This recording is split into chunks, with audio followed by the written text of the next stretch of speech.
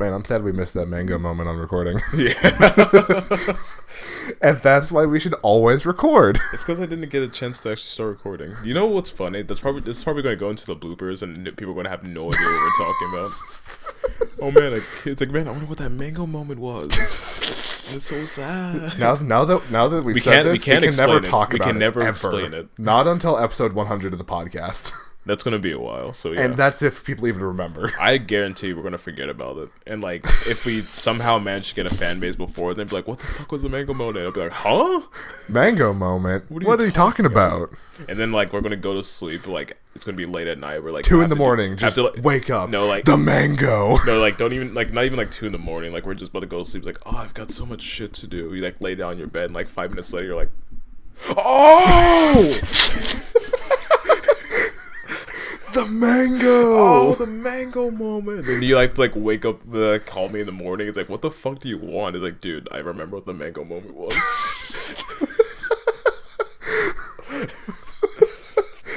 Oh god! You know what's funny? This could be like an intro in itself, but we can't. It really could. It could be. We could just roll with it. This is probably already going better than the intro I had planned. We'll try your intro, and I'll just figure out after in post. Okay. Not in post, but during editing. Okay. So if you're hearing this part, my intro went bad.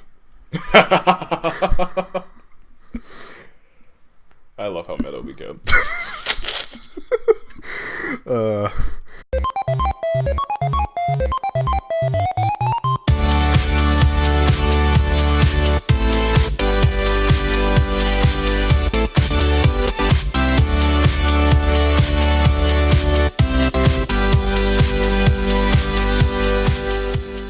Welcome to Splash Screen, I guess, the award-winning podcast. We are your hosts, Dranksoholic. And your bitch boy Freebiy. And special guest, Cat. Oh yeah, I forgot he's still in the room. Poke. I wonder if they heard that. I hope they did. Yeah. We'll just the boy's got a sweet voice. We'll just let him be until like he starts scratching at the door. Whatever happens first. So yeah, it's been 2.5 months since we did the splash screen. At least it's not been 2 years. Yeah. I think we said that every time we're late. Like, at least it's not 2 years. And the best part about that joke is that the podcast we reference isn't even up anymore. I took it down. Oh yeah. Okay. So that joke kind of isn't relevant anymore. Yeah. We should probably stop that. But yeah, so it's been 2.5 months, mainly because I actually we couldn't record prior, but I went to Bahrain during the summer, like the last end of the summer. Which I'm jealous of because, well, I am and I'm not. Maybe not because it's like 100-something degrees there during the summer. All the time. I say I am because it's somewhere else, but I'm not because it's across the sea and I hate airplanes. Yeah. Yeah. Fair enough. But yeah, so that's where I've been I was there for 16 days. And then we tried recording this podcast, I think... Last week. But the recording got fucked up, so we couldn't actually, like, use that audio. So this has happened before. Yeah, this is, like, I think the 3rd episode we've had to re-record. I think 2nd, actually. 2nd? I thought it was the 3rd one. I don't remember. But it's happened before, and we have to deal with that again. The one that we had, the first one we had to re-record, wasn't that the one we recorded at my place? Because I know that was a 2nd recording of one. Yes. Okay. But I don't remember actually maybe there was one before that. I think you're right with 3. I don't know. This has happened before, so yeah. We're professionals, we swear. Our whole shtick is that we're not professionals, honestly. We haven't done it yet. Oh yeah, true. It's been so long we forgot about this. That was bad. Do it again. Yeah. I can't wait to hurt myself as I try and figure out how to edit that in. So what are you drinking tonight? I say tonight because we're actually recording this at night instead of in the morning for once. Freebiy actually adjusted his work schedule, so now I work in the mornings now, not at night. So now we actually have more room to do this because it's easier for him to do things in the evening because waking him up in the mornings is absolute horror. Because it is for you too. Don't act like it's not. It is, but like I'd say I'm more consistent with waking up and then having to be like, wait. Yeah, but you're also the guy who shows up 2 hours late, even though you say you're going to show up at like 2, but you show up at 4. Okay, you got me there. So, I don't wake up. You show up 2 hours late like everything. That balances it out. Yeah. We're both very unprofessional. That's basically what we're trying to say. Anyways, back to what we're drinking. What are you drinking tonight? Knee-high peach soda? I guess. It looks good. I wanted to get that, but I saw this instead. I'm drinking an Americana honey cream. Nice. Delicious, vintage, handcrafted, sweetened with pure cane sugar. Why did you go southern for that? I don't know. Honey cream. Honey cream. We still need to do like a musical number on this podcast. It'll happen eventually. Let's do that for like the episode 25 special. Yeah, sure. Or like some like episodic milestone special. We can't just do that for like episode 7 or whatever. I was gonna make a joke about that when like we changed the name to Splash Screen and we needed like an official like intro. When I started like actually putting like an official intro song, which if you were listening to this now, I changed because like again this is one giant experiment. I'm still trying to get something to actually work with this new title or whatever, or our new shtick, I guess. So yeah. Anyways, we've been kind of dragging along for a lot, and I'm already like setting myself in editor hell. So let's actually let the games begin. Hey? What the fuck was that? Someone just died upstairs. Nice. As you do. Do you like the Switch? It's pretty good. Do you like Marvel? Oh god, is this... Do you like Marvel Ultimate Alliance? Wait. Then get Marvel Ultimate Alliance 3 exclusively on the Switch. For a second I thought you were going to talk about A Day, but I was like, okay, never mind. No, that's not out yet. Okay. Can't talk about that yet. Even then, I'm not excited. I don't think I'm going to get it anyways. I won't either. No, Marvel Ultimate Alliance 3. I think I talked about it in the episode that died. So I got to talk about it again. It's fun. If you've played Marvel Ultimate Alliance, it's literally the same thing, but on the Switch, and exclusively on the Switch, might I add. Because I think didn't it used to be an Xbox exclusive, like 1 and 2? I think so? I know I played 1 and 2 on the Xbox, but 3 is exclusively on the Switch. Which is weird.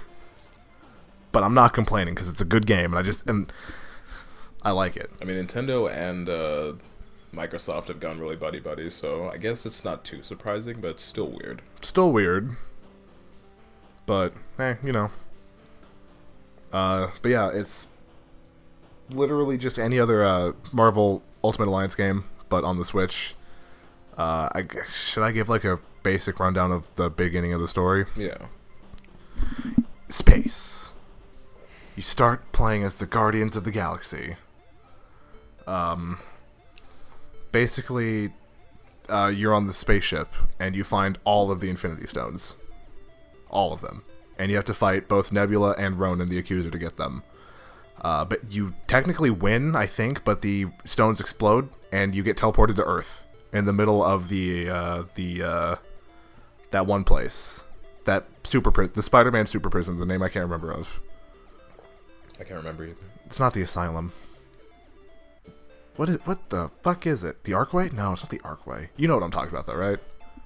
Yes. Yeah. You spawn in the middle. You spawn. You teleport into the middle of that, and you have to fight your way out, and you literally find everyone else because the stones are there. Blah blah blah blah. Get the stones and fight Thanos. That's the game. Okay. Wait. I think that's what the game is. So anyways. The stones are explode and then. Well, I guess they didn't really explode, but they exploded with power, and you get teleported to Earth, and they get scattered all across the planet. So they're Dragon Balls. Kinda. Okay. But they're stones of infinity. Dragon stones. Shut the fuck up. So yeah, there's that. I guess this isn't too much of a spoiler because it's the Spider-Man super prison of the name I still can't remember. Green Goblin has the first stone you get. I just realized we haven't seen Green Goblin since the Spider-Man that we don't talk about. And we probably never will see him again, considering what's happened. Yeah. Rest in peace. But what is wrong with your cat? Does he do that? What isn't wrong with my cat, honestly? He's been like that for 5 minutes. I think he's very hungry and he just wants attention and or food. Petition for a cat cam next episode. I'll probably like throw a picture of him in this somewhere. Boop. I'm already in editing hell, so I might as well give myself more work while I'm here. Man, your cat's fucking weird, but I love him. Yeah. Yeah, that's Ultimate Alliance 3. It's fun. It's probably fun with other people. I've only played it solo so far. So you should get it and play with me. It should possibly happen. Because I think Grant has it or is going to get it. So I've been playing Hollow Knight. And this is a game that came in 2017 from Team Cherry. And it's been out for a long time, obviously, like 2 years. But this is a game that I've got into, I want to say, like mid last year. And I've kind of just been playing it off and on.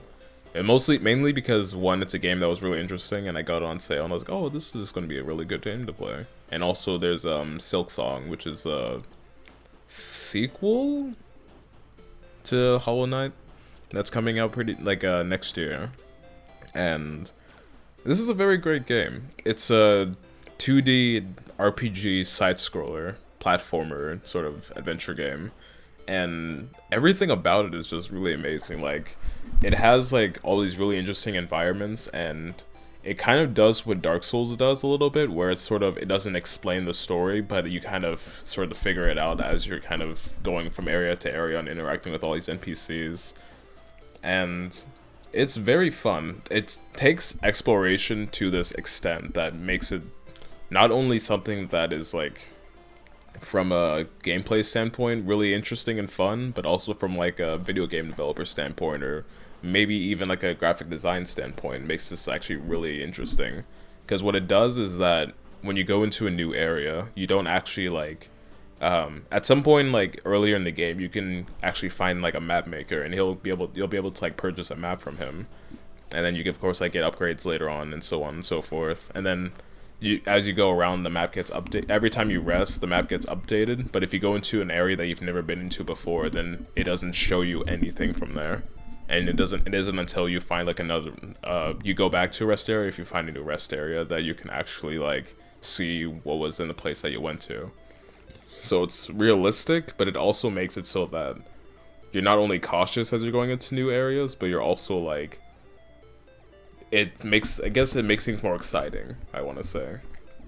But everything about this game is just so great. Like, the environments especially. Like, I believe I'm at the Soul Sanctum, if I remember right.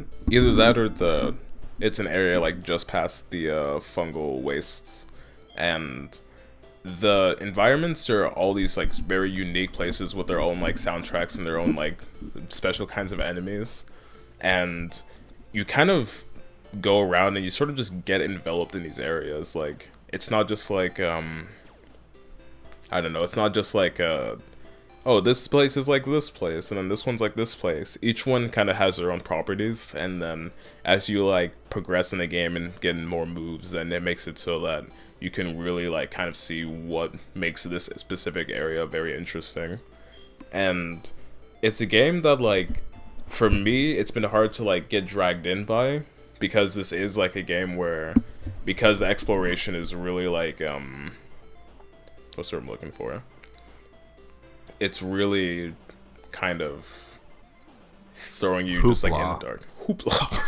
Because it's really like throwing you in the dark with the exploration. It can be a little difficult to kind of like explore all these places, despite the fact that that's one of the strongest parts of the game. But when you do actually play the game, you kind of get lost in all these different areas, and you kind of take in like the environments, and then sort of just, if you're not like focusing on anything, you just get to take moments to just appreciate like that kind of work that's gone into making these places really good, and the enemies like fit into it, and then listening to the soundtrack especially. And this is just a game that from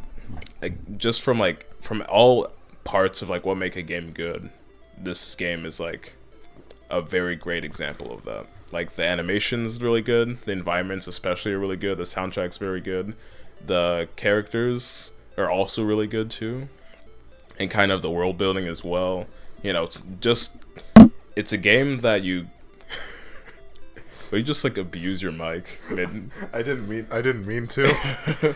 That's probably going to sound really good in the recording. Probably. Second clink, apparently. Again, I need a mic arm so I don't abuse this thing. I lost my train of thought. Sorry. I think I was just saying, like, everything about it is really good. And this is definitely a game that is worth experiencing, especially if you love, like... 2D games, or like side scrollers, or adventure games, or just games with really good environments to appreciate. Now, what if I don't like games like Dark Souls, which you've compared it to, kind of? Because I don't like Dark Souls. It's Dark Souls-esque, but like the experience you get with this and the experience you get with Dark Souls are very different, I want to say. Because this game isn't nearly as difficult as Dark Souls. Okay. It's more like Dark Souls in the sense that the story kind of unfolds as you play the game. Okay. It's less about like the difficulty or kind of just like the enemies or stuff like that. It can be difficult at times, obviously, because you know it's a adventure game. Of course, you're gonna end up fighting like all these strange, powerful enemies, but it's different. Okay. Because when you compared it to Dark Souls, that reminded me of the one time I played it. I didn't make it past the first boss. The first enemy, even. What? Because I didn't know what I was doing. It's because you suck at video games. I mean, you're not wrong. I don't know. Games like Dark Souls just don't really appeal to me, and I think I only played it because it was free with gold with 1 month. Warcraft Classic dropped last week. Because I think when the last episode got nuked, it was Yeah, because it came out the Tuesday that week, and we recorded the last... Yeah, so it's been a week. Yeah. Yeah, it's World of Warcraft Classic. I don't know what else to say about it. It's I would say if you're used to things like Battle for Azeroth, it's drastically different. Hunters, you have to actually like buy and keep ammo in like a quiver or a bullet bag, which takes up a bag slot, I think. So hunters are limited to 1 less bag slot than the rest of the people, which sucks for them, but hunters are cool. It's a lot harder because things kill you. I would say in the current game, it's not easy to die in the current game if you know what you're doing. In Classic, you can easily get overwhelmed by 2 enemies even, and you'll die. So, and if you get caught up by like 3 and you're on your own, you'll last maybe less than a minute. Classic is for the hardcore, I would say, because it's hard. You need other people to play that game. So if you have friends, play with them. If you don't have friends, first off, I'm sorry. Second, find a guild, because you need people. Because you're gonna need to run dungeons. You're gonna need people to help to do like other professions to make armor and enchantments and stuff and weapons and stuff.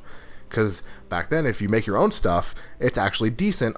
Like in the current game, where if you make your own stuff, professions are useless. Bar like a few like engineering mounts and tailoring mounts and stuff. Because there are a few mounts that are tied behind professions, and everybody loves mounts. I mean, who doesn't? I have like almost 300, I think. That's not true, but I have a lot. I think closer to 100. But yeah, it's drastically different. It's as close to like the original as you're gonna get, because they based Classic WoW off of the last patch of version 1, which was 1.13. And I don't remember much about then, so I don't know what's different between that and how it was when it was 1.0. But it's as close as we're going to get, and it's official, so that's even better, so we don't have to play on those stupid, technically illegal, I think, private servers. So...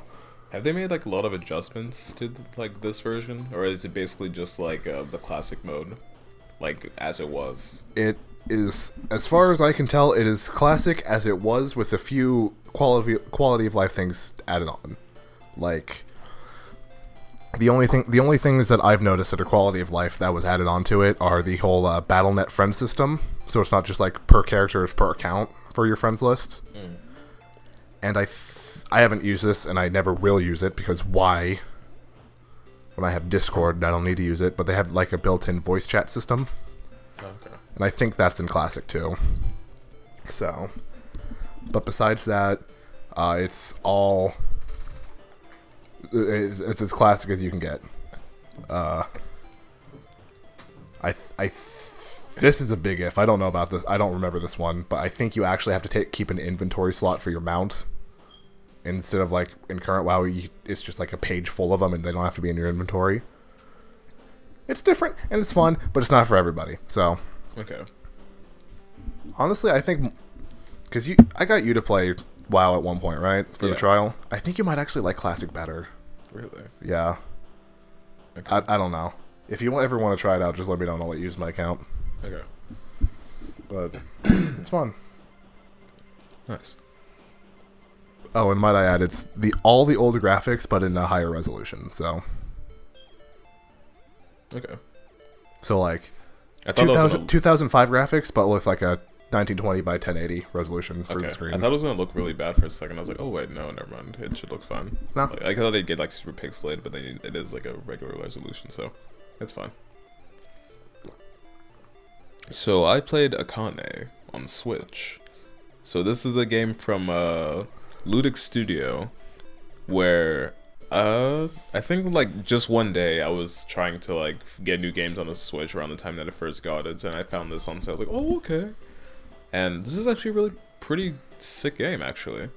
So the premise is that you're playing as this girl named Akane, and because of reasons that we don't know of, she gets in trouble with the Yakuza. How dare. Yeah. How dare she? Or how did the Yakuza? Yes.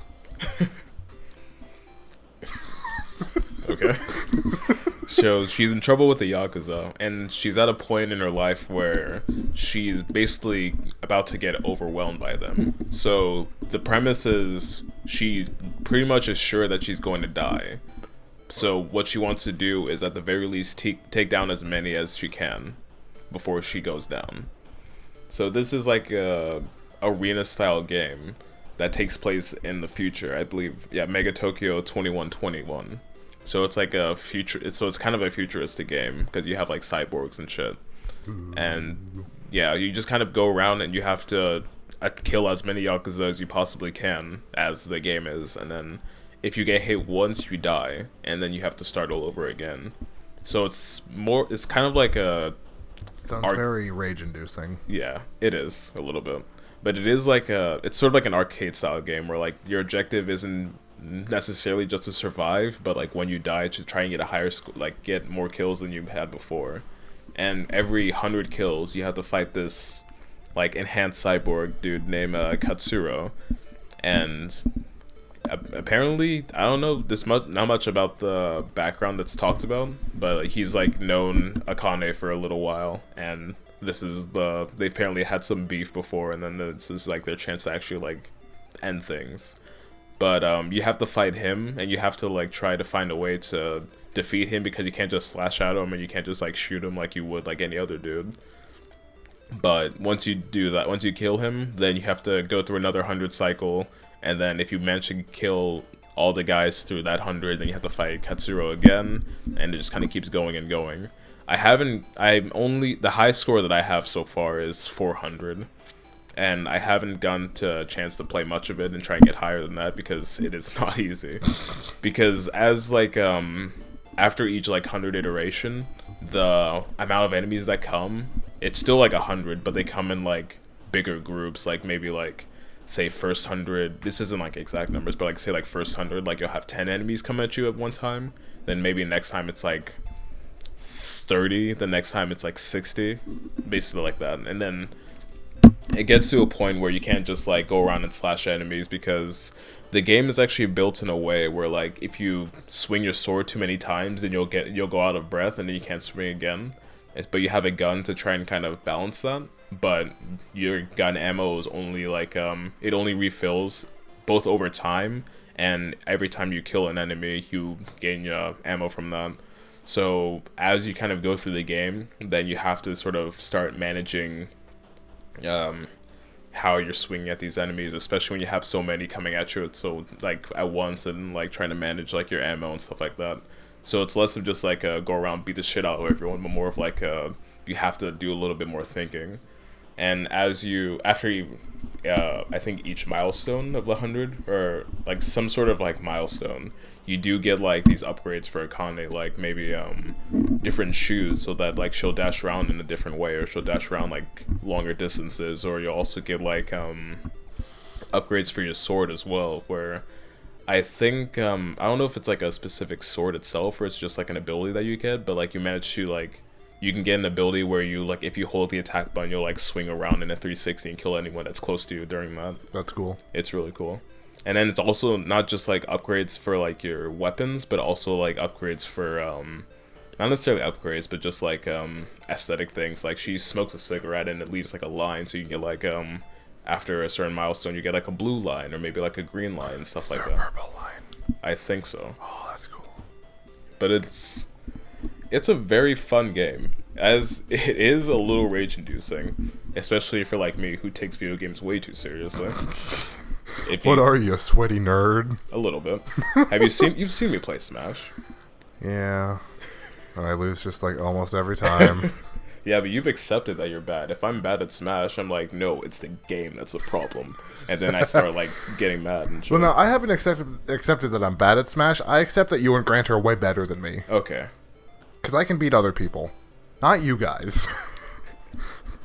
Grant, I think like Grant's better than me, but like, oh, he absolutely is. Yeah, no doubt. I don't know that man is a god when it comes to anything Nintendo. Somehow Grant is like always good at games. It doesn't matter if it's a card game or a video game. He's always good at them. Did I tell you about the time he played Monopoly with myself, Tyler, and my mom? I think so. It took the three of the three of us teamed up against him, and he still won.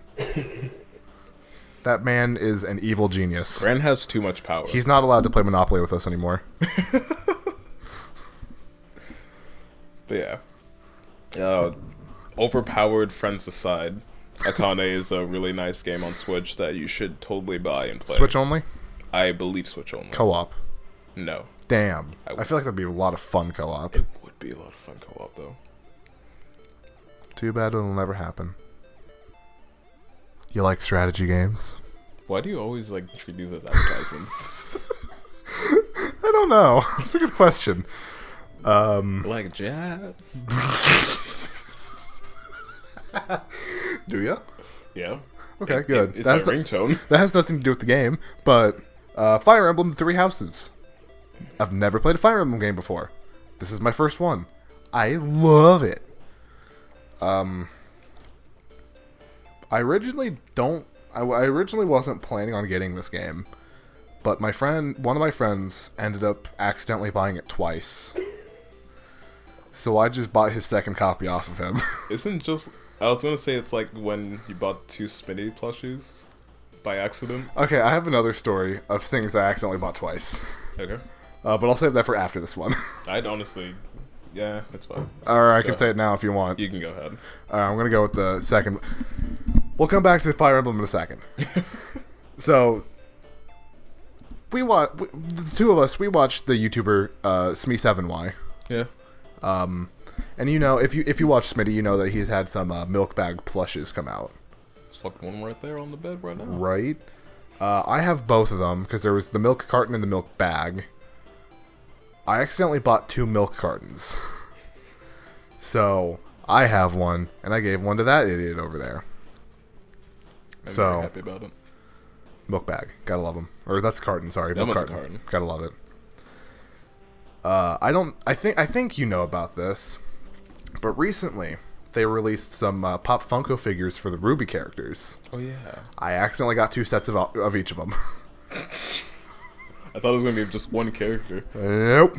You got the whole Team Ruby? I have two of each of them. Oh my god. I pre-ordered them when they were first available. Totally forgot I pre-ordered them, and then just bought them again. So this is why I don't pre-order things, so they forget about it. I'll be like, oh shit. So you want my other set? Sure. Because I don't know who else would want them. So yeah, I just bought them twice. End of story. Back to Fire Emblem. I'm not usually, when it comes to games like turn-based strategy games like that, I'm not usually the biggest fan of those. If I'm gonna play a strategy game, I prefer real time. That's just how I am. Because that was the first strategy game I ever played, was a real time one, so I just prefer that. You ever played a turn-based game before? What? You never played a turn-based game before? Well, I'm not saying I haven't. I just don't prefer them. Oh, okay. The first strategy game I played was real time, but I've played others, like Civ. I love Civ. A lot of people do. Not the point. Fire Emblem is a turn-based strategy game where you have to command a bunch of people to fight, and it's turn-based.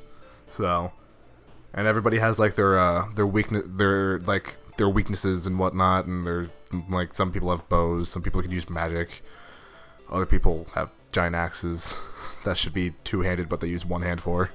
They're just very powerful boys and girls. But it's fun. This one specifically, I've never played any other Fire Emblem game, so I can't really attest to this. Is different because it has like a social aspect similar to what people would describe as like similar to Persona 5. Like in between like the combat parts, I would say would be like someone around, like our character is someone around like our age. I would say like 19, 20, 21, somewhere around that. Okay. Is the fresh professor at the continent's officer academy, and has to train a bunch of people. Is like the professor to a class of people who are about their same age, which is weird. So It'd be weird to like have actually, yeah. I was gonna say it's kind of cool. I've had professors that are like not too much older than me. But actually, they're not really professors. They're just like instructors. They're like, "Hey, I'm here to teach you things." Yeah, no, like your character, might I add, is the professor. And there are actually like portions of like the week where you actually like give lectures and whatnot. There's like whole cutscenes for it. It's weird. So it has like that social aspect, but then it also has the turn-based strategy part. So it's got a little, and you don't really have to do the social stuff, but you know, I like this stuff, so I do it. So. Because I don't think I would have bought the extra copy off my friend had he not compared the social aspect to Persona. I've heard it's different from Persona though. Mostly just because like it's different, but it's similar enough that you can compare the two and say they're somewhat similar. Okay, but like Free Houses doesn't have like romance, does it? I don't know. I'm not that far into it yet. Okay. It'd be kind of weird given the whole professor thing, but. Have previous Fire Emblems had romance and stuff? I don't think so. Okay, because if it did, I wouldn't put it past him. But if it hasn't, that'd be kind of weird. Look, I'm just saying, Persona had like romancing a professor. Persona is also an M-rated game. Fire Emblem is not. True. I just remember like what was it? I think it was like if you romance the teacher, then like you take her out for Valentine's, and like Soju was just like, oh shit, that actually happens.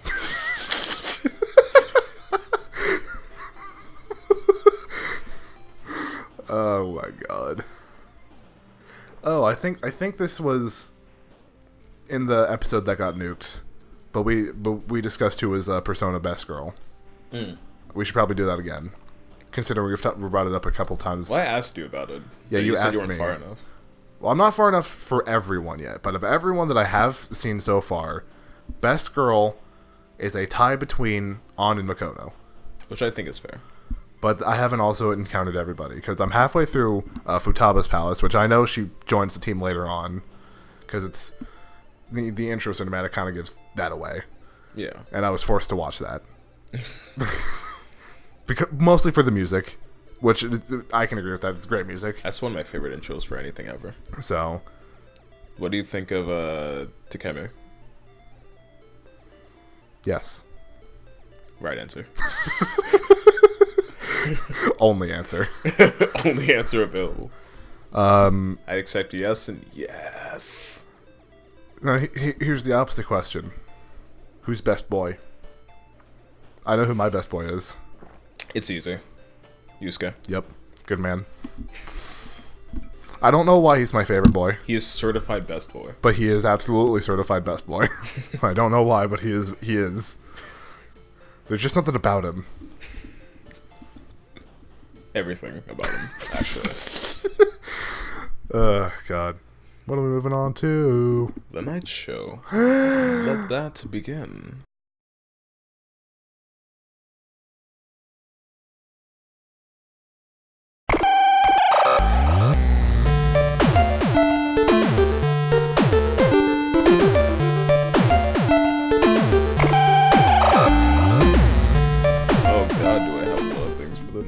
I don't. I'll let you. Actually, I'll probably start. So I watched Carole and Tuesday. This is a Netflix original anime that came out very recently. It's a music anime from Studio Bones, which is the same people who made Mob Psycho, and I believe they made One Punch Man too.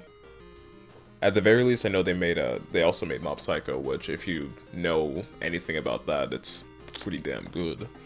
And this anime is also pretty damn good. So it's about a rich girl named Tuesday and a part-timer named Carole. It starts with Tuesday running away from home so that she can pursue music, and she meets Carole, and the two basically become friends almost like instantly, and they start like making music together. No. Not yet. They're also like 17. No, that's even worse. Actually, no, that's bad. They're friends and nothing more. Stop that. I will. That's a lie. There are lesbians in this, but that's beside the point. Not those characters. But it's a music anime where we have this rich girl, Tuesday, who's a guitarist running away from home, and then she meets Carole, who's a part-time worker, who is a pianist. And they become friends, and they start making music together, and then they just kind of do that. And then, as, like, they sort of have all this fun with, like, playing together, and, like, you know, connecting through music, it does, like, lead into them wanting to, like, express themselves more, because at one point in the story, they break into, like, not necessarily break in, but they, like, force their way into, like, this empty, like, concert hall that has a grand piano, and they play one of their songs there, and one of the guys who they become friends with, but who also works there, records them and posts the video online, and they become, like, the video goes viral. Wow, so that gets that easy. Yeah, I wish it was that easy. Dude, we could have a following. We're gonna have to, like, know how to do better do music then, I guess, if you want to get a following like that. Easy. You can sing. No, that's not that easy. You can sing. I can pretend like I'm good at guitar, and then we'll be good. Well, I mean, didn't you fiddle around with music software at one point? Yeah, but it was. Do that better. I can play guitar. I can't do it good, and I can't come up with songs for my life. But that's beside the point. So over the course of the show, it's mostly just them trying to figure out ways so that they can debut, so that they can actually, like, because to them their music is like one of the closest things they have. Not only because it brings their friendship together, but because they absolutely are extremely passionate about this, and in their songs themselves, you can tell that, where they talk about like sing about like their life experiences and whatnot. And then them like genuinely wanting to share this, not because like they want fame or anything, but just because they love music and want to show others that they love music. So they meet the guy who posted the video online, Rudy. They become friends with him, and they also become friends with a I forget his name. I don't know why I forget it. But like Steve. A guy who used to work in the music industry, who was Job. Job. Is his first name Steve? I already said Steve. This is a different guy. His name is Job. Okay. Job Steve. Job Steve. The creator of Linux. I forget his name. Linux. But he was a band. He used to be in a band, but he like worked with the music industry, and he's basically acting as the Carole and Tuesday's manager. And it just keeps going from them like trying to do all these things to be seen. Like it starts with like them playing from like in the public, and then also like trying to find these like tiny little not necessarily concert halls, but like restaurants, I guess, so that they can play. And then like making a music video at one point, and then eventually halfway into the show it leads to them actually doing something more old-fashioned, which is going on like a talent show, essentially.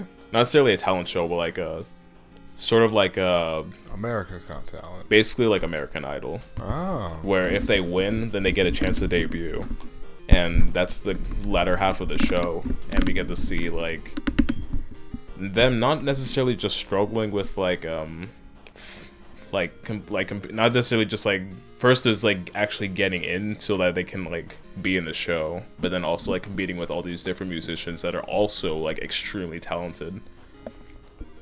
And that's basically how the show goes. interesting. The music for the show, I mean, it's a music anime, so you expect good music, but this is like stuff that I actually like went out to look for and have actually downloaded and listened to like in the car and like as I'm doing like work and stuff. Oh shit! It's actually I amazing. should actually watch this. Yeah, one. I have the intro, the opening track, and the ending track, and then I also have a few of the songs that Carole and Tuesday sing in the show, and then one song that was played during the I'll just call it a talent show, because I think it's called Mars is Greatest. Oh yeah, I forgot to mention this. It takes place in the future on Mars, but that's not really talked about too much. It's just, I feel like that's kind of a major thing to skip out on. not necessarily, because like that's just the setting. But like the show is much more focused on Carole and Tuesday and their struggles than it is like the fact that they're on Mars and that this is in the future. I mean, you'll see like some things, like you'll notice like the car designs are definitely futuristic, and then Carole actually in the first episode she has like this. She's a robot. No, she has this like a one wheel that she rides to work, and it's really cool looking. Is it like a General Grievous wheel? No, there's like there's one wheel like skateboards like now. But it's like a more like refined version of that, essentially. Okay, so it's like a one-wheel skateboard, but without the board. No, it has a board. A really small board? It looks like basically like a one wheel you'll see like today, but like, what is like a more refined version, rather than like this kind of crude niche object that people apparently use. But yeah, so it's a very nice show with incredibly great music. There's songs with I know Thundercat was in one of the songs, and there's also I can't remember for the life of me what her name is, but I know like one of famous pop artists is also one of the characters. You gotta be more specific than that. Yeah, I know, I'm being super vague. I'll try to like if I can, I'll try and like link dump the playlist that's on Spotify for the show, because it is on Spotify, which I am very happy about. Because it doesn't mean I have to like try and search for it and like find it on SoundCloud and be like, oh, there it is, and then just like listen from there. So like the music is very easily accessible, and I like it when music's easily acceptable. Unlike acceptable? a certain what? You mean accessible? Yeah. There you go. Unlike a certain video game whose music I really like. Are you talking about WOW? No, that's easy to get. Is that on Spotify? Yeah. Oh, cool. That's I have a whole playlist on Spotify that's just fantasy music. Oh, I thought you just use YouTube for that. No, God no. Okay. What do you think I am? An idiot? Yeah, but I'm an idiot with good taste in music. Fair. No, Persona music's hard to find. Yeah, there we go. Because I use Spotify for everything, and it's not on Spotify. It's on SoundCloud. I don't use SoundCloud. We'll get it. No. You must. Because it's the only thing I would use it for, and it's not worth it. There's more things, but that is a different discussion for a different day. So, It's yeah. a different discussion that'll never happen. So yeah, Carole and Tuesday on Netflix. Highly recommend. Honestly, like, I hesitate to say it, but I think that this might be one of my this is definitely one of my favorite anime of this season, but of all time, no. I don't know if I can. All time. If all time, that's powerful. That's a bold statement. That's a bold statement. I don't think I can say that. But it's definitely like, it's one of those, not a lot of anime will can drag me back into it, like, because for Netflix it's like every episode's available, so it's not like you watch it then you wait for the next like episode to come out. This is an anime that like, even if it's just like I'm trying like, oh, I'll just pace it like casually, I'm like going to like do something and I get home, it's like I can watch Carole on Tuesday, the next episode. So wait, how many episodes are there? It's 12. And how long are each episode? Like normal, like 23. I could do that in 2 days. Yeah, I think it took me like 3 days because I tried to force myself to pace it. I could do that in 1 day if I wanted to. You really could. Don't forget, this is also Netflix. I might do that on Monday. Watch it. You will. I guarantee you'll like it. If you love music, you will love this anime. If we don't end up doing anything tomorrow, I might, or not tomorrow, Sunday. I'll probably start it on Sunday. Good. You're legally required to tell me your progress on it. Am I? Yes. Because the only thing I'm legally obligated to talk about is World of Warcraft. But don't forget, this is also something that I'm recommending. So. Yeah, but that's not part of my contract. Have you read the second to last paragraph? I wrote the second to last paragraph. I know what's in the contract. It's not in the contract. But I'll still tell you. Okay. I do the business side, you do the computer side. Remember this. I'm the businessman, you're the work monkey. That's racist.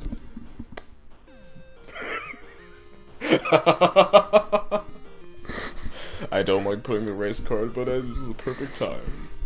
I fucking hate you. I hope you know that. Honestly, fair enough. There are times where I just can't stand your fucking face. And that was one of those times. I don't spend a lot of time on Twitch. But I'm going to try to. Because there's this group of people that play video games. I mean, what else would you do on Twitch? But specifically, they play Minecraft.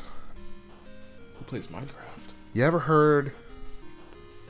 Well, let me ask you this question first. You like dick and balls? Yes, I do. Okay, I'm good. Especially a fan of CBT. Good, because I think you'd like SMP Live then. SMP Live is a group of Twitch streamers that just play Minecraft together on a server. And Is they it a specific group of Twitch streamers, or is it just like anyone? I think it started off as like 12 people, but now it's like 100. So so if you've heard of people like Call Me Carson or Jay Schlatt, Captain Sparkles is on it. Voiceover Pete plays on there. Really? Yeah. I think he's live on there right now as we're recording this. I don't know if he still plays on there, but I don't care about this, but when this guy does Minecraft made his small like comeback, I don't know if he's still doing anything. He was on there for a short time. Let me just pull up the list because there's really cool because Skydoes Minecraft was one of the OGs. Another OG Minecrafter OG? that's on. No, he's not the OG, okay. But another OG Minecrafter that is on there. Ant Venom. Ooh. He's on there too. There's a lot of, like I said, there's like 100 people. No, stop it. Yeah, there's a lot of people. So, and they don't do just Minecraft, but that's kind of like what they're known for. Okay. And the server itself is called SMP Live, and that's the name of their group and whatnot. They play Minecraft. And the thing about the server is that if you're on the server, you have to be live streaming. Oh. Okay. So you can't record it. You can't just get on and do stuff like off camera or anything. It has to be live streamed the entire time you're on. That's interesting. So, and then they do this thing. They have a hit system where like you can either donate or give bits to a streamer to go kill another person on the server, or if not kill them, do like a prank at their base or something, or like trap them or whatnot. So, fun stuff like that. This sounds like absolute chaos, and I love it. It is, and you remember Fallen Kingdom, the Minecraft music video, right? They're rebuilding it block for block on that server. Two of them. Is someone that dress up as the king and like jump off? Technically, that's part of Captain Sparkle's skin now, like the king's coat. It's like his revenge skin, like the Usher skin or whatever, with the Fallen Kingdom king's jacket too. Whew. So, but yeah, they're rebuilding that. It's just a lot of people on there. The voice of Gumball is on there. Oh my! I forgot he played Dude, have you seen the video where he finds James Charles in like Hunger Games? I have not. Oh, I have to send you. It's the most beautiful thing ever. You know that video of Gumball killing the middle class or whatever, right? Yes. That is from SMP Live. Really? That's from one of the SMP Live streams. Oh my god. Because I know Gumball streams too, and I just remember like watching. First of all, that where he says he's going to eliminate the middle class, but also like the video. Eliminate. Like, what did I say? Kill the middle class. Yeah, kill the middle class. I mean, you can kill to eliminate, I guess. True. But he said eliminate. But the video where like he's playing the Hunger Games and James Charles is in the server, he finds him, and the best thing ever, he's like, oh shit, he's like, oh shoot, it's James Charles. Now's my chance. Look, I have never seen anyone become so feral because of Minecraft. I need to send you this video because it's the best thing I've ever seen. Since you brought it up, Minecraft Mondays, have you heard about what's happened to it? No. Keemstar basically ruined it. Oh, okay. So as he does with everything else? Yeah. 2 hours before last week's the event started, 2 hours, he publicly kicked 4 people for not meeting the viewer requirement. Which... the people who were kicked were totally fine not being available or not being kicked out because they didn't meet the view requirement. They were pissed about how he went about it publicly and unprofessionally 2 hours before the event, when the people who were kicked already said and got their followers hyped that they were going to be a part of it and we're ready to watch it and whatnot. So Keemstar's the scumbag. What else is new? Nothing. In retaliation, people who weren't kicked have since left on their own accord because of that, and they're starting. There's talks of starting Minecraft Sunday, which is the exact same thing hosted by a different person, with more variety in games, and a much bigger prize pool. Okay, but that's unofficial. That hasn't started yet. So, basically, all the actual Minecrafters that played Minecraft Monday have kind of left, and now it's just people who don't actually play Minecraft. They're just there because it's like an esports event. Oh, okay. And James Charles. So. And Gumball off after his life. Yeah, so that's that. SMP Live. There's like 100 of them. I highly recommend checking them out. Right. I'm assuming like the host of the server is the guy who runs the main stream, and then everyone else just streams on their own accord. What are you talking about? Like, because like SMP Live is a channel, like a Twitch channel, right? No, SMP Live is a group of people. Okay. The person who owns SMP Live is Call Me Carson. Okay, but so it's a group of people, and then like it's everyone, a group of 100 people, and every single person just like does their own Twitch stream. Yeah. Okay. And it's one of those servers that's up 24/7. So as long as you're streaming, you can play whenever. Okay. So there's no like main Twitch stream then. No. Okay. They have like they have a team page that has most of the people on that are able to be a part of teams or aren't on a different team on the team. The list itself has 76 people, but there's like 100 on the server, so I guess we can leave a link to the SMP Live team page in the description, but it's a lot of people. Okay. Sounds really interesting.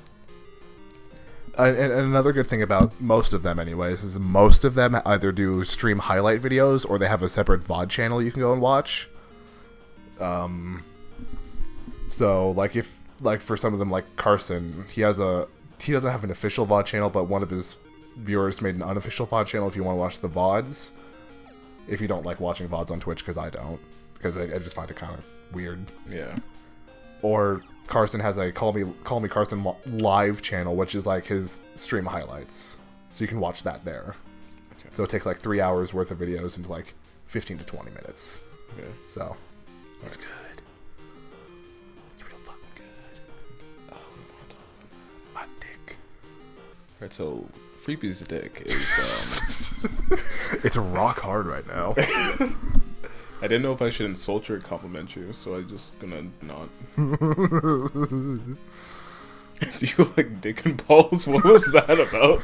That's one of their things. You like dick and balls? Oh. That's specifically like a Schlatt thing.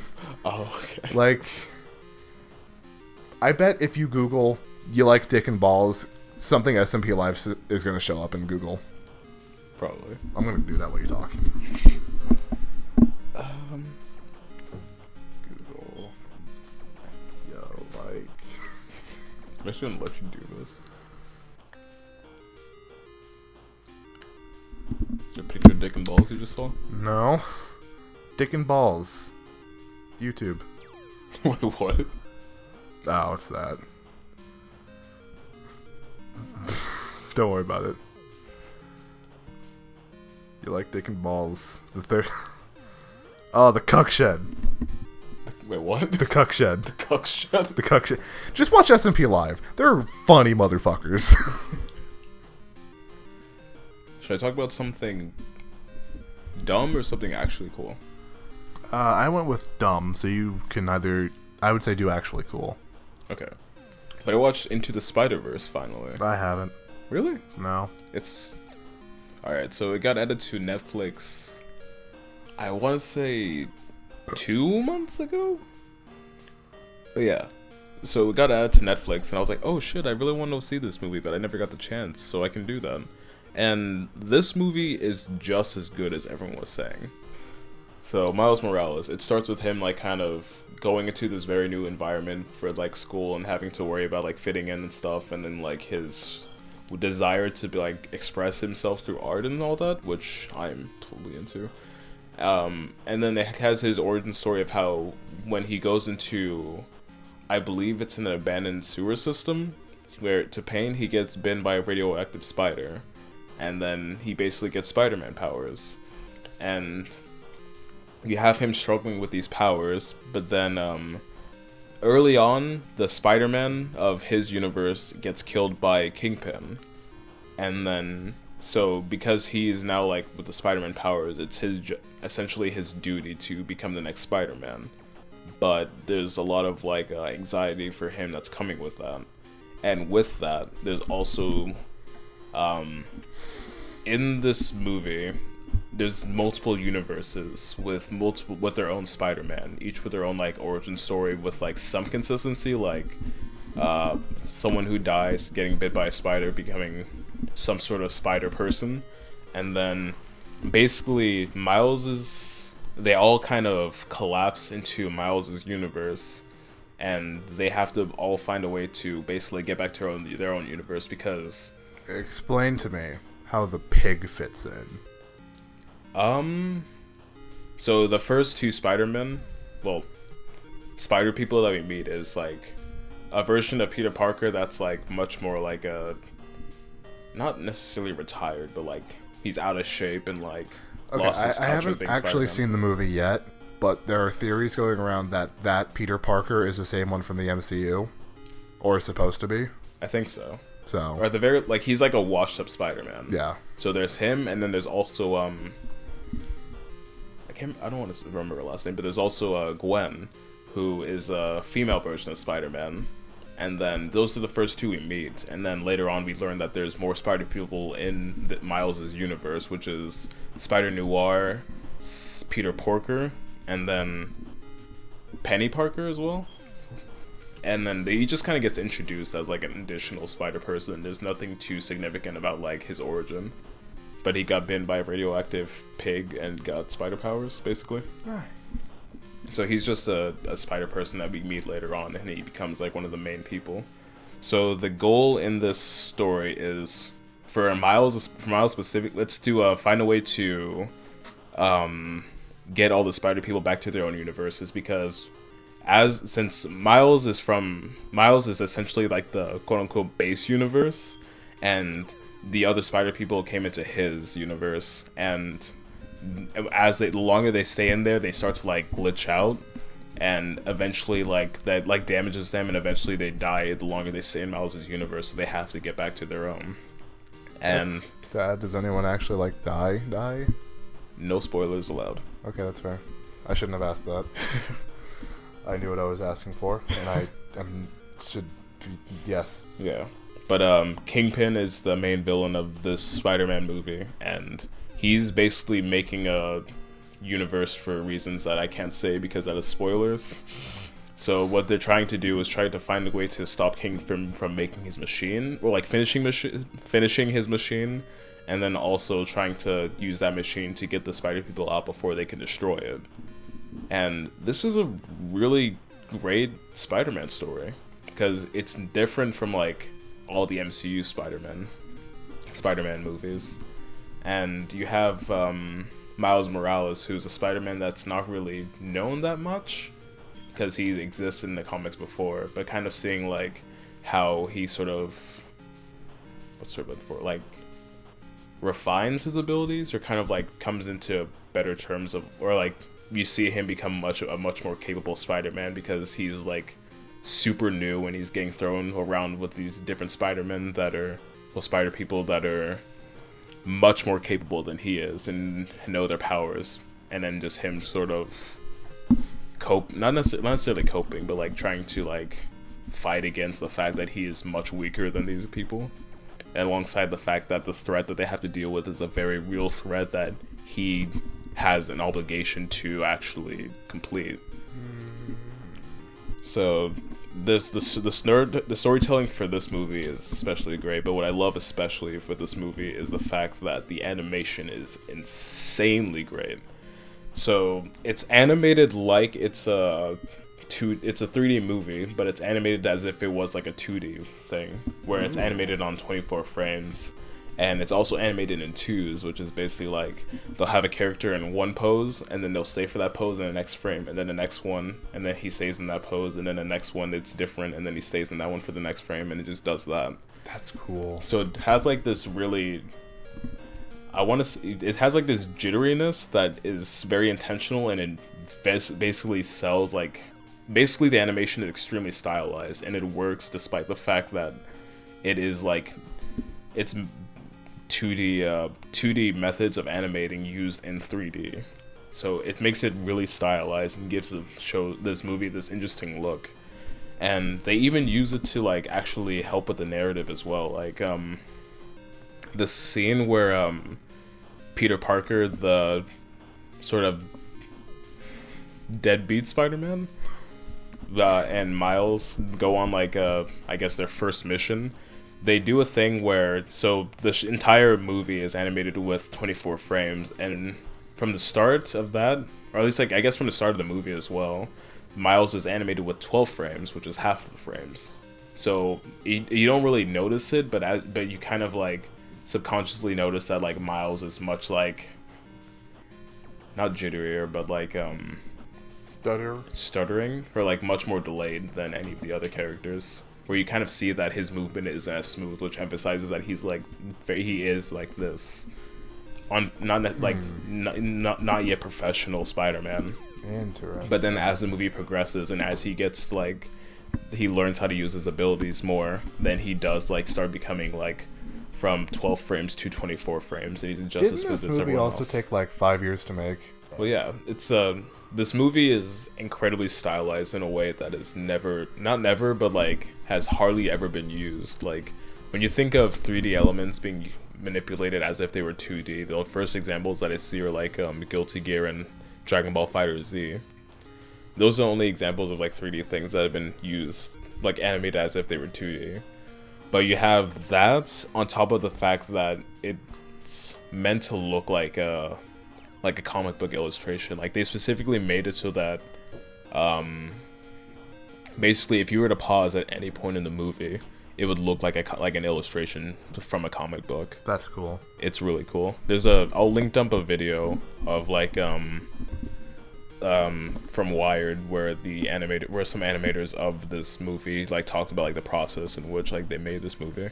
It is easily one of the most like visually stunning pieces of media out there, and if you haven't seen it, then you absolutely need to see it. It is absolutely wonderful.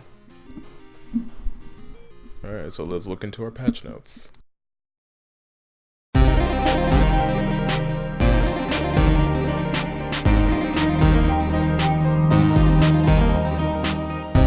Do it. What? Can I do it? Do what? You know what I did for the first patch note of the nuked episode? Yeah. Can I do it? Go ahead. Please. Oh god. I can't wait to bring down the volume for that. What? You wanna come look at like the peak that you did really quick before it Yes, I disappears? do. Oh my god. Yeah. Bees. Bees. They added bees to Minecraft. And honey. and hives and nests and jars of honey and honeycombs. No cave update though. No, not yet. That's sad. Hopefully that'll be 1.16. Because it looks like they're going to try and get 2 updates out a year, like the small one, kind of like the B1, and then the big one. Okay. So, and the big one of this year was Village and Pillage, then bees. So the big one of next year could potentially be caves. Hopefully. Because caves Need an update. They definitely need an update. A lot of things need an update. You remember, have you seen the video with like someone spawned a wither in like a beehive and then the bees attacked it and then they've been weaponized. The bees won. The bees aren't even in an official version yet, and bees have been weaponized. Yeah. All I remember is seeing that video of like the wither losing to a bunch of bees, and then the top comment was, "Are you fucking serious?" Yes. Bees. Don't fuck with bees. Moral of the story. That's both in game and in real life. Bees. So yeah. Man, you should look at my patch notes, because if you just look at my patch notes, they don't make any sense if you don't know what the patch notes are. I actually like try and work out the titles or whatever, but no. Then like you just like. For example, Terry. We'll get to that. Hold on, settle down. I was just giving an example of something that doesn't make sense in out of context. All right. Okay. That makes the least sense out of everything on here. But before that. Banjo and Kazooie. Where's the gun? I still need to die. You'd already died. Right. I keep forgetting that I already died. You said this is your second body beforehand. Yeah. Man, being undead is weird. It is. Like, you don't know if when you constantly forget that you're already dead. I'm still just as thirsty. And that's after 4, and I'm on my 4th body. You just need to die 2 more times, you'll be at my level. Ugh. But yeah, so Banjo and Kazooie is finally in the game. This actually came so random for me. Yeah. Because, like, I think Hero, there was, like, this huge thing with, like, oh, yeah, he's going to get updated pretty soon. Or maybe it's just because for me, it came kind of out of left field. It's like, oh, there's a Nintendo Direct. And it's like, oh, yeah, Banjo's in the game now. I was like, wait, what? Yeah, he's in the game right now. I saw that. I was like, wait, what the fuck? And so I updated my Switch, and I saw him. I was like, oh, would you look at that? Who cares about Banjo when you have Sans? I don't care for Undertale, but I think that's cooler than Banjo. My exact words, or like the exact thing I said when I saw like Sans in the game, I was like, what? No, exactly I didn't actually see the video at first, because in our group chat, Grant just said Sans and Smash like 4 times, and it's like, that can't be the 5th character announcement, is it? How could I have missed that? But no, it's just a Mii Fighter outfit. But that's still cool. I'm still fucked up by it. You know how many times I go online, I see Mii Fight? Like, I remember fucking first time I went online playing Banjo, just because I wanted to test him out with like against like actual players. I was like, Mii Fighter, really? And I see Sans, I'm like, ah! So honestly, anytime I see like Mii Fighter, I'm like, oh fuck, it's Sans. It's so dumb, but I love it. But I also hate it. But I also love it. I don't think I've ever bought any of those like Mii Fighter skin packs or whatever, but I need to get the Team Rocket and the Sans one. I demand we bring that like the meme where anytime someone sees Sans, it cuts off as soon as they say like S. So it's just like I say we bring it back. I think it's worth it. That's a good one. I like it. I approve. Yeah. You heard it, internet. Bring it back. Bring it back. And then alongside with Banjo and Kazooie coming in and all like the new stuff that came with 0.5, Terry Bogard. Who the fuck is Terry? Really? I've never heard of Terry. He's from SNK, which was like what is that? It was a rival fighting game. It was basically like. That's why I've never heard of it. I don't care for fighting games. It's like with the exception being Smash. How should I put it? It's like I don't know how to put. It's a rival fighting game. I'm trying to think of a good comparison between Street Fighter.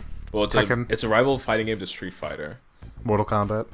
I was gonna say Tekken, and it's basically Pokken. like, you know how there's like Street Fighter, actually, like Street Fighter versus Tekken. Back in the day. Thing? Yeah, that's an actual game. I think so. Wait, Tekken? Like Street Fighter versus Tekken? Is that a game? Like a crossover game? No. Oh, okay. Like, you know how like basically I'm saying like they're rival games. Oh, okay. I thought you were talking like a whole Marvel versus Capcom no. thing. As cool as that would be. It's basically like that their relationship with Street Fighter, like modern day Street Fighter with Tekken, would be like the relationship back then. It would have been Street Fighter and SNK, and Terry is like. That explains why the announcement trailer is in like the low res. Yes, I fucking loved that so much. It was so fun to watch. Man, it would have been cool if I understood who Terry was and cared. I guess. But I've never played an SNK game, but it was fun to see. I am quite sad to say that the only character out of any of the DLC packs so far that has blown me out of the water was Joker, and that kind of disappoints me. Hero, I can understand why. Banjo, you're just salty because it's not the chief. Yeah, and I don't know who Terry is. I at least heard of Dragon Quest. That's what Hero's from, right? Dragon Quest. Yes. Okay. Oh my, yeah. I just remember like seeing Terry to get officially announced for Smash, and I was just like, you know what? This is fine. This is because we don't have like, because we only have Ryu and Ken as like actual like fighting game characters. Yeah. Like distinctly fighting game characters. So having Terry get added is much welcomed. If only a Skullgirls character gets added. I know it will never happen, but a man can dream, okay? How does it feel knowing that Sans will never be an actual character now because he has the Mii outfit? That puts me at ease. I can sleep well knowing that. Because if he got added as an actual character, I would be legally allowed to kill myself. Oh, so like Sans would be your version of my Banjo. Essentially. Okay. Well, like, yeah, but for Banjo, it's more just like you wanted it to be someone else, but it wasn't. For Sans, it'd just be like he's just there, and then I mean, the Chief is still very much a viable option because you saw what they're doing with Gears 5, right? How they're adding Kat and Emil from Halo Reach as playable characters in Gears 5 multiplayer. But Gears is not Nintendo. It's not, but the Halo IP is in different games though. I guess. That and Smash wouldn't be the first time a Halo character has appeared in a fighting game. True. Because the Arbiters and Killer Instinct, and then some unnamed Spartan was in some other fighting game that I can't remember the name of. I don't think Chief will ever get in Smash, but I am fully able to. I will fully let you, like, what's the word I'm looking for? Shun me? No, not shun, but for lack of a better word, shun me when he does come in. I'll just kill you. Yeah. Fair enough. Give you your fifth body.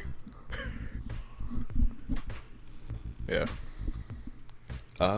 Keeping on with Switch stuff, might as well keep doing that since we've been talking about that. Jedi Outcast 2 and Jedi Academy are both coming to the Switch. Oh yeah, I forgot about that. I'm fucking excited for that because those games are great. It's kind of weird how Disney and Lucasfilm are letting Legends games be ported to a modern console because that's not Star Wars canon anymore. That's just weird to me. Maybe it's because it's not Star Wars canon, I want to say. Yeah, but then they don't... How would they convey to, like, younger audiences that isn't, like, official Star Wars story anymore? Maybe they're not. Maybe it's actually... What if this is some elaborate plan to bring Kyle Katarn back into the Star Wars Legends by only making Outcast 2 and Jedi Academy canon? I only got one thing to say about that. Nice. However, I don't see how that could work because, you know, the Jedi Praxium thing with Legends and, like, Luke's new academy and the Disney canon are two completely different things, so that wouldn't make sense. Yeah. Unfortunately. I think this is just, like... I think they're just doing it to do it, honestly. Yeah, I think it's just so, like... totally fine I think it's just so, like, Star Wars fans could have, like, a Star Wars game to play on their Switch. Apparently, the multiplayer is going to be fully functional, too. Really? Yeah. So, okay. I think. I could be very wrong about that one. So, okay. I don't know. I'll go next. Alright, so Kojima confirms that Death Stranding will have a very easy difficulty for people who are fans of movies. Honestly... I don't know why I found that funny. Honestly, like... I'm fine with that. Because there are some people... I fit into this demographic of gamers who just play the game for the experience, not for the challenge. So I'd be fine with that. Yeah, because this is normally I'd be like, if they make it so that it's easier for people, I'm like, wow, lame. But this is specifically done so that the game could be more fun. Yeah. Like, so that it can be played in a way that, like... It's like an interactive movie. Yes. With that difficulty. And Basically. I'm totally fine with that. Because it's not like people wanting Sekiro to be, like, more, easier. Because, first of all... Now, if you're complaining that Sekiro's too hard, first off, you're a pussy. And third... That was so blunt. Third, and second... Just don't play it. Honestly, yeah. If it's really, like... I think this is an exception. I think Sekiro, I'm harder about it because it is like a Souls game. So of course it's going to be hard. It's not by the same people as Souls, is it? It is. It is? Okay. It's just different, like from I couldn't remember if it was or not. It's basically like a different variation because you have like Dark Souls and Bloodborne, and Sekiro is its own thing that's also in that circle. Okay. So, I guess I'm not as lenient on something like that because it is like meant to be the super difficult game. So you can't expect the developers to make it easier for you because you suck at You're games. a fucking pussy. Yeah. But this is an exception because Death Stranding is like It's a Kojima game. He could do whatever the hell he wants. Yeah, honestly, yeah, Kojima could do whatever he wants and people won't complain. But They're just happy he's making a game. Yeah, just be happy he's making it. This is fine. Because wasn't his split from Konami not good? It was Konami he split from, right? Yes. Because I heard it wasn't. Yes. I heard it wasn't a good split. It wasn't a good split. Okay, But that's because what I Konami is kind of... They're not exactly the... They're Konami. They're Konami. You got anything else? I have 3 things, if you're fine with that. Oh, God. Let's do 1 and 1. Oh, actually, is fuck. one... What are your 3 things? Talk about the thing that you care about the most. Okay, I'll skip one of them if I can do 2 of them. Okay, yeah. Let's do this one. Giant Eevee. You watched the Nintendo Direct? I didn't watch the whole thing. Oh, well, in the whole Sword and Shield thing, there was just a giant Eevee, and that's about it. Oh, okay. There was a giant Eevee. And that made me and Grant very happy. As it would. I'm not surprised. Do you have one more, or can I just go to my next one? Go to your next one. All right, this is kind of different for a patch note, 'cause it's not really a game thing. It's a movie that I heard about for the first time today, and I'm really interested in it. Have you heard of the movie, what is it, Jojo Rabbit? Oh, I just watched a trailer for this. I heard about this for the first time today, and holy fuck. I want to watch I it. so want to see this. Look, when I watch a YouTube video and a movie ad comes on, I'm like, oh my god, just go away so I can skip it. This one actually kept me invested enough to want to watch it. It's an anti-hate satire movie set during World War II, following a little German boy and like Hitler's youth program. And that's all I know about it, because I haven't seen the trailer yet. I need to still see it. This was just a post I saw on Facebook when I was on my phone at work when I shouldn't have been on my phone. So at least you went up to it. But it's basically like what he said, and then at some point in the movie the kid like finds a little Jewish girl, and he's like, oh, she's actually like a normal, nice, pretty nice person. So then you kind of have like him kind of coming to realize that like the Jews aren't like this super terrible enemy that need to be eliminated. They're actually just normal people that seem normal, and maybe things are fucked. And I guess that's the plot of the movie, and I'm very ready to watch this. And then again, I didn't see the trailer, but isn't his imaginary friend like Hitler? I don't remember if that's his imaginary friend, but at the very least, because I highly doubt that's actually Hitler. Like, look, the real person. If that was supposed to be actually Hitler, I'm fine with that. As funny as that would be. Because I remember seeing Hitler like with a super jolly face and a tail. When is this coming out? I want to see this so bad. I really want to see it. Let's see. It's due for general release on October 18th. That's not too far away. I want to watch it so bad. This looks very good. I want it so much. I don't think I've ever wanted to see a movie this badly outside of like Star Wars or Marvel. But this is funny. It's interesting, and there's a lot of visual comedy that I really appreciate from the trailer, so I definitely want to see more of that. However, the only thing I don't get about it is the name of the movie compared to what it's about. Yeah. But I assume that'll be explained in the movie. Yeah.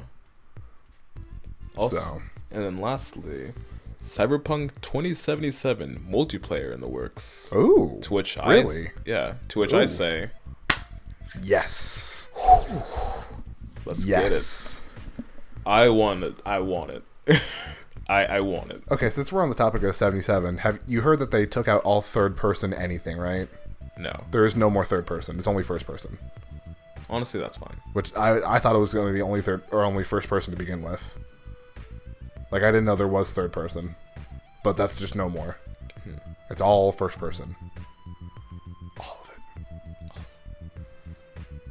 That has nothing to do with what you're talking about. I just thought I'd bring it up. Because that's been a more recent thing. Yeah. So yeah, multiplayer is apparently going to happen. And I'm fine with that, nice. Honestly. We should play it. We should play it. When does it come out?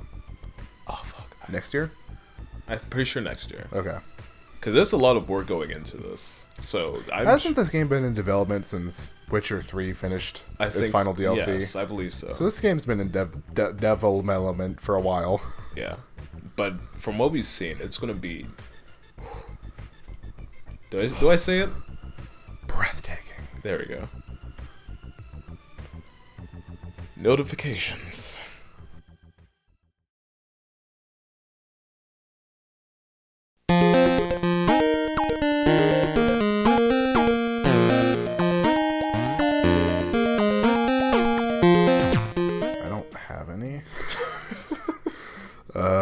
Well, I guess follow me on Twitch. I don't know. Oh yeah, because you announced that last time, but they got nuked. But I'm gonna try and stream more often. I won't guarantee anything, so follow me, twitch.tv/freebiy, link in the description. And on top of that, I'm gonna bust my ass and pop some videos out soon. I was gonna edit them today, but I had to do stuff. So yeah, this had nothing to do with it. So you uploaded a Twitch clip as not your most recent, but it was recent. I think it was my most recent, actually. Yeah, but you uploaded a Twitch clip. It looks fine, honestly. So if you like that clip, then yeah, follow Freebiy on Twitch. Like the stream quality itself isn't going to be very good because I am streaming from wirelessly. Like I don't have like an Ethernet connection or anything, so it's all wireless. Yet. Don't you have an Ethernet? You just need to find it. I mean, all the Ethernet ports in the house are being taken up right now. Oh fuck. So they're not expensive, so they're not, but they're all being used and they won't let me have one, which is the problem. Kill your mother and steal her Ethernet. Oh yeah, I guess it wasn't the most recent. Okay, I thought it was. Anyway, it's not the proper. Twitch, follow me there. I might stream my I'm recording one classic WoW playthrough with Tyler. But I have like a group of people that I'm going to be playing with hopefully on the weekly starting either next week, as of recording, not of when this goes up, either next week or the week after. So I might try to stream that too. Okay. So that'll probably be a Tuesday night, I think is what we decided on. Okay. You don't have a specific schedule yet, do you? No, because I don't. If I can't have a constant upload schedule, I'm not going to have a constant stream schedule. Yeah, I guess. Because I do want to, even though I am doing Twitch, I do want to focus, I still do want to keep a focus on YouTube, so. Okay, that's fair. But, yeah, Twitch. For me, I have nothing to say, but I actually just need to record things. At this do you ever have anything to say in your notifications? I think... I think the last time you said anything was, hey, I'm going to make videos, and then you didn't. Yeah, then I didn't, because I had to go overseas. And I couldn't do anything back. important. I'm back. And I have... Fucking do it. Yes. At this point, I have no excuse. I have... You said, I'll have one out by the end of the month, like 3 months ago. I stopped, like, giving out specific dates, because I know I'll never follow it. I'm terrible with keeping time. You should draw him. No. Use him as a model. I've drawn a picture of Oscar before, but not Tupac. Do Tupac. I can. Use him as a live model. I can't because he's a cat and he won't move everywhere. This isn't my life drawing class where I have a nude dude just kind of stand around and pose. I mean, if you need one, I'm right here. If you're fine with getting naked and then just standing there as I draw you, then that's perfectly fine, honestly. I'll pass. Honestly, like, people think that life drawing, like, people are like, oh my god, you have to look at this fucking naked dude all the time? That must be so weird. It's like, no, it's not. Because we're all professionals there. Yeah. It's really not that crazy. I feel like it wouldn't be easy between us because the two of us wouldn't be professional. Yeah. Yeah. I mean, look at this podcast and how unstructured the structured podcast was. For an award-winning podcast, we do not act like award-winning hosts. We suck. But yeah, I have no excuse. I just got a drawing tablet, which, if you follow me on Twitter, no plug, not this isn't meant to be a plug, but like if you follow me on Twitter, you know that I've gotten a new drawing tablet, and that's something that I want to mess around with. I have an idea of some stuff you could do art for. What? You could do Freebiy art. Oh yeah, true. I actually have a Illustrator and Photoshop now. Yeah, now that you have that, you can do some Freebiy art, like some speed art for like my channel art and shit. Maybe not speed art, but at the very least, I need something. I don't know. Don't forget, I'm in graphic design now. I'm legally required to make that. For whether I use it for a project is a different question. I thought I was going to try and do like class stuff with YouTube, but I figured that like a lot of the school stuff is very separate from anything that I'd want to do for videos. Like, my art style is super, like, really stylized, and it's not like my life drawing where it's like you have to like study anatomy and stuff. It's not like my color and comp and stuff where you kind of, actually maybe for color and comp, but it's more likely that this stuff is going to be like separate from any of class stuff. But I do have the time and the resources in which I can actually make videos. I just need to actually start. So yeah, if you want to do that, I could use an entire channel rebranding. True. So you can use 2 channel rebrandings, right? 2. This one. Oh yeah. I started that, but I had no idea where to go with it, and I was like, oh god. Yeah, if you need any like ideas or anything for that, hit me up with it. I think for the most part, for the channel art at least, just try and do like maybe like a portrait of everybody's like online avatar or whatever. Okay. Or kind of like what it is now, but like in your style. And with me actually as Dranksoholic and not. Yeah. That and it's Max isn't Red Maximum anymore. Yeah. That and it's Max and Sam now as Yeah, I was Adabros. gonna say I'd have to add Sam too, wouldn't I? Yeah. It's a lot of work, but it'll look nice when it's done. Yeah, true. So. Okay. And now. How long have we been going for? Very long. Nice. This is pre-editing, so. Nice. I'm gonna have trouble. But I'm so sorry for you. You shouldn't be. I do this to myself. I feel like I do it a lot more to you than you do to yourself, though. A little bit, but I'd say it's more me than you. I mean, you're the one who came up with the idea of starting the podcast up again, and you offered to edit it, so I guess it is your fault. Yeah. Yeah. Because I was totally fine with letting the podcast die after the 1 episode. I think it was a very spur of the moment thing. I was like, hey, thank God Aiden is very good with my stupid ideas. Pop-ups.